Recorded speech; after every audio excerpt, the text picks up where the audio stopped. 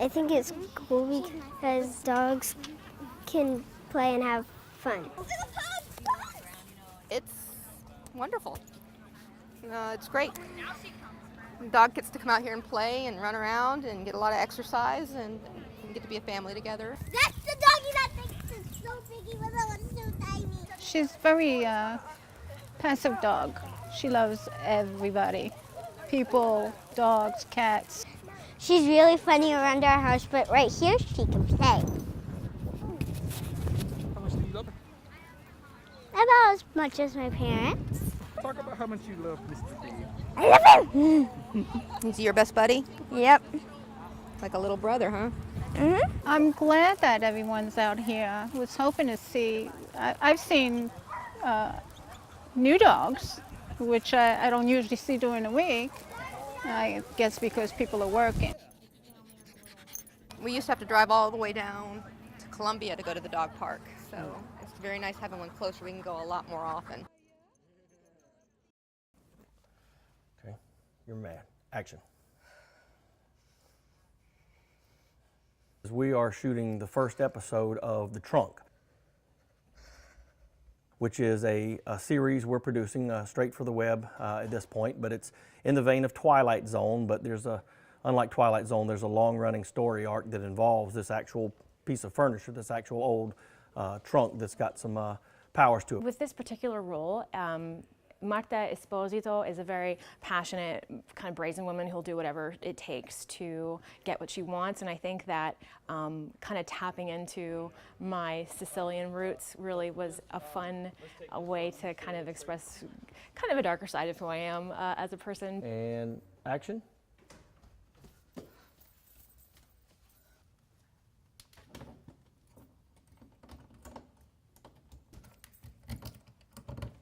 We've got 3 more episodes before the end of the year planned, and our goal is to get a wider distribution for it, and we think if we do our job like we're doing it right here today, that'll be forthcoming. This is homegrown South Carolina art happening right here in our backyard, and that has not happened before to this level. So I think to to really enjoy the film, like be entertained by the film, but also kind of realize like, wow, this is happening, like this is here, this is local, and that's really amazing. Nailed it. Got it.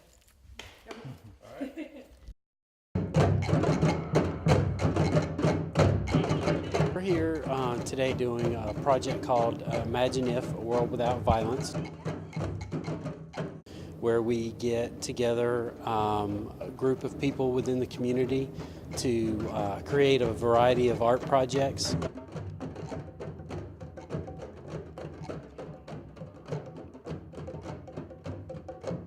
It's a really freeing thing. You really get caught up in the moment. It's very meditative, and it's very community building.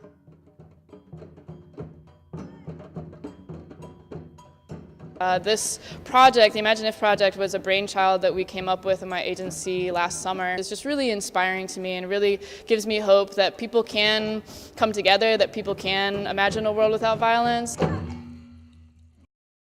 Whiskey 4 Romeo, Whiskey Lima. Field Day is an annual event sponsored by the American Radio Relay League, and that is the group that represents amateur radio ham operators all over the United States. When Samuel Morse invented Morse code, he took the most common letters in the American alphabet and assigned the easiest way to send them. The most commonly used letter is E, and that's dit in Morse code. I is the next, and that's dit dit. S did-it-it, H did-it-it, etc. Okay, South Carolina, 54P, QRZ, if you want to go Queen. Ham radio is many modes, which includes Morse code, sideband AM, FM, and we all use Morse code, just different modes of communicating. Ham radio always comes through when everything else fails.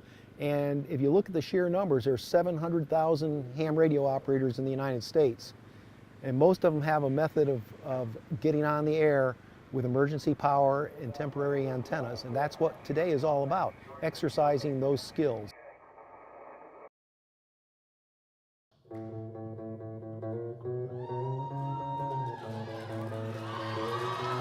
Girls Rock is an awesome organization. We're building a community of empowered women, and we're starting really young. Sitting on guitar, we know go far. A band can't be beat. This camp, like, I think it doesn't just like bring people together as like bands, like musically, but like it also like helps you make new friends that you wouldn't have ever met before. Yeah. And like it kind of brings out a new confidence to like approach more people and like make more friends. Cat Island, all the cats meow. Meow. Meow. We learned a lot about each other. Yeah, tons. Over a week, you learn. Surprised how much we know about each other.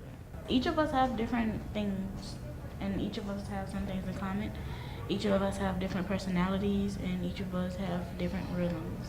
Swaggle to the left, swaggle to the right. Ooh, kill 'em. I think most of our intention, though, is to just create a sense of sisterhood and camaraderie within our community, so that we're building strong girls who have self-confidence, who will go out into the world and be the best version of them that they can be. And if music comes out of that and they all decide to stay bands, that's awesome too. Then we've taught them even more.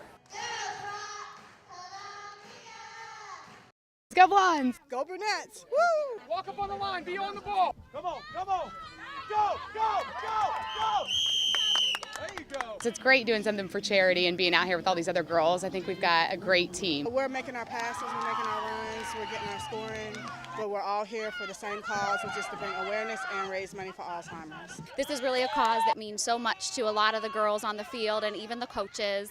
I lost my grandmother, Ann Mock, to Alzheimer's disease, and it's something awful to watch a family have to go through. I like to get in shape, to stay in shape. As a soldier in the United States Army, we're supposed to be in shape anyway, so this is an opportunity to be in shape and have fun. Watch it.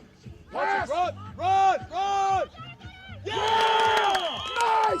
For a lot of us, we're totally stepping outside of our comfort zone. I know I have never played football 1 minute before this event. We're all winners today. This is what it's all about, is raising money for the Alzheimer's Association and bringing awareness to help people who are living with Alzheimer's disease and the caregivers. And these girls are doing a great job.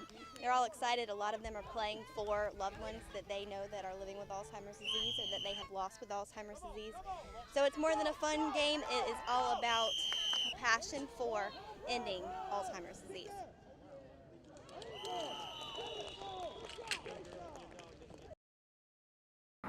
To watch something like this will actually bring tears to my eyes and hopefully many others.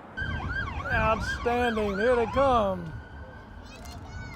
Well, I'm proud. I've missed the traveling wall twice before, but I've been to the real wall in D.C. This is remarkable. I just came out with my grandsons to take a look and just for them to see it, to be a part of this.